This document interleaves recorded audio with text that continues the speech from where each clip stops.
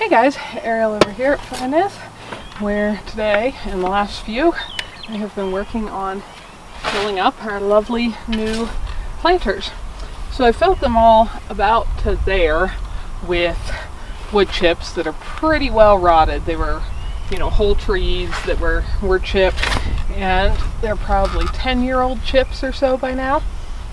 So that does kind of make the beds almost like doing a, I don't know how this is properly pronounced, hugelkultur bed or something like that, where through time those will continue to decompose and turn into beautiful nutrient-rich soil underneath.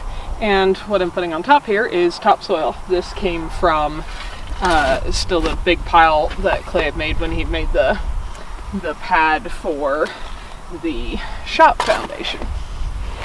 Anyhow, so I've been doing lots of shoveling dirt, which is not my favorite thing in the world to do, actually. Well, lots of shoveling wood chips and then shoveling dirt. But I am really excited here in a minute to actually start planting some stuff in here, and I thought you guys might enjoy that too. Several people ask what will I go with, for plants, and if they like the colors I used to do. It's going to be the same colors. They're my favorite colors. The blues, purples, yellows, and whites. They've been my favorite colors ever since I first planted my own flowers, I don't know, somewhere in my early teens. And I think they happen to look really nice up against the dark gray house.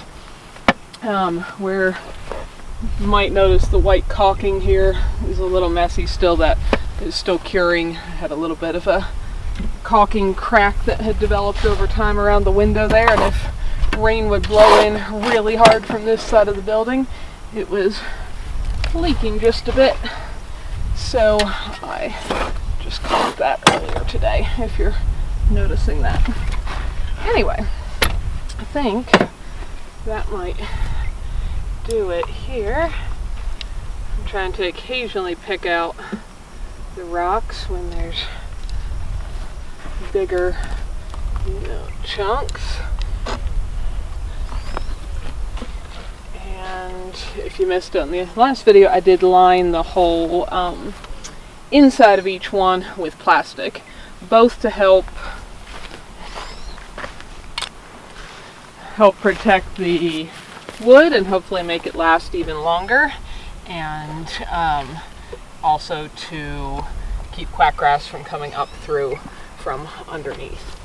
So this is really exciting. And if you missed the videos before that, these are all built out of reclaimed, discarded cedar privacy fence panels that were thrown out. I've actually had them for a while when I was still waiting tables. Some crew of guys that came into the restaurant that I served lunch to said, "Hey, we just tore apart this privacy fence and we're going to take it to the landfill unless you know somebody who wants it." And I said, that would be me. So that one's all full. I've got almost all the ones on that side filled. This one right around the corner I have partially filled, and then we're missing 2 boxes yet on that end that Clay had mostly done, and they're not quite finished yet, but they'll be there shortly. So now we get to actually plant flowers and herbs, which is really exciting. Oh, and if you're wondering about the trash can sitting back there, Clay built me that really cool little deck, or built us that really cool little deck out in front of the door as well, and it was also with some scrap reused lumber, and some of it was a little twisted, so it has that's a can clear full of firewood that was my winter backup firewood can that I always keep. But it's sitting on the corner just to weigh it down to hopefully stretch those wood fibers out and flatten it back out a little bit. It won't always be there. But that's a can of firewood right now, which is about to be ready to go away for the year.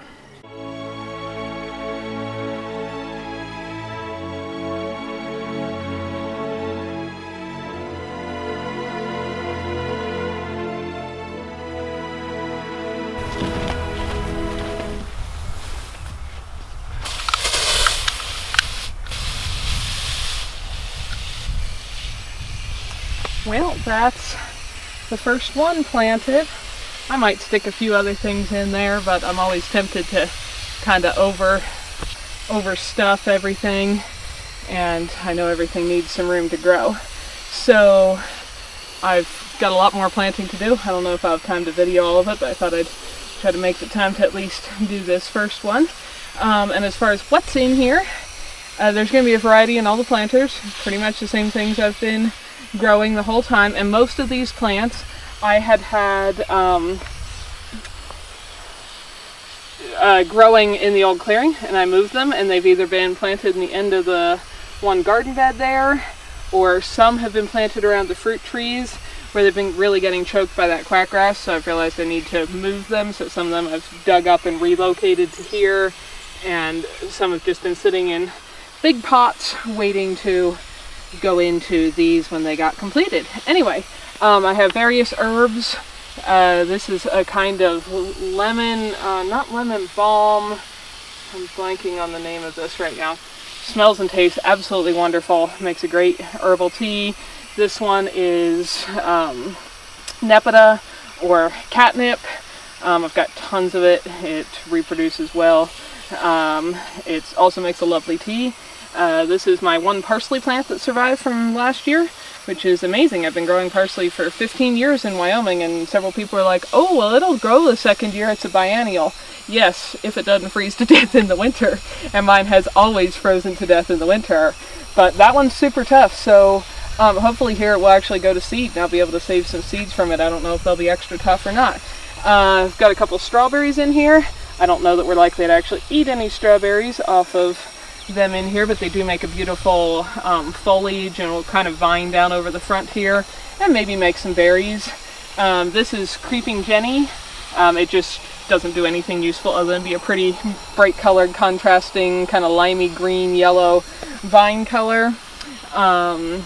This is a little columbine. I'm not sure what color it is, and it doesn't do anything useful and edible, but the bees and hummingbirds like it. This is chives. I have tons of them. They are edible, and also the pollinators love them. This is a kind of hyssop over here, which I forget which one. I've got a bunch of them. That is also great for tea. I've got more of the Creeping Jennies, and then a few pansies, which, if you didn't know, are edible. They make lovely little toppings on top of salads and things like that. They're all ones that came back from seed of ones I'd planted previously in past years that I dug up out of the old clearing. And then a couple petunias, just because they're pretty and colorful all summer long. And in the back here, the ones that don't look like anything yet are some white snapdragons, which I have always really, really liked. Just the contrast. They should get kind of a tall white spike, and the contrast of the shape and the color with the tiny house I've always really, really liked. So they don't do anything but be pretty and make the pollinators happy. What else did I put in there? Oh, there's one little blanket flower in the corner. Anyhow, so probably in a day or two, this will look a little rougher because everything will have to get over being transplanted. But then hopefully shortly after that, this will actually start to look nicer. So that is getting the first planter actually finished around the tiny house again, and back to making this actually look like my home to me. I'm really excited. Now I just got to shovel a bunch more dirt and then plant a whole bunch more of them. I've got a, what is that, calendula, growing there too. A lot of this stuff I had started from seed in the years I lived in the clearing, long before we ever even looked at this property, much less bought it, because I knew I was going to be moving somewhere someday and would want to do stuff like this. And a lot of these herbs and such take quite a while to grow from seed, so I kind of tried to use it as my nursery to get this stuff growing, so that I would be able to do this and have a lot of, halfway decently grown plants, that weren't all little tiny babies, without having to go buy them all very expensively from a nursery, because the seeds are pretty cheap. But a lot of these take 3 or 4 years to get to the size they are now, so I'm glad that's kind of working out. Anyway, I'm excited. Hopefully you guys like it too, and in a little bit it should look much more impressive than it does right now. We hope you enjoyed it. Come back next time for more adventures. Thanks for watching.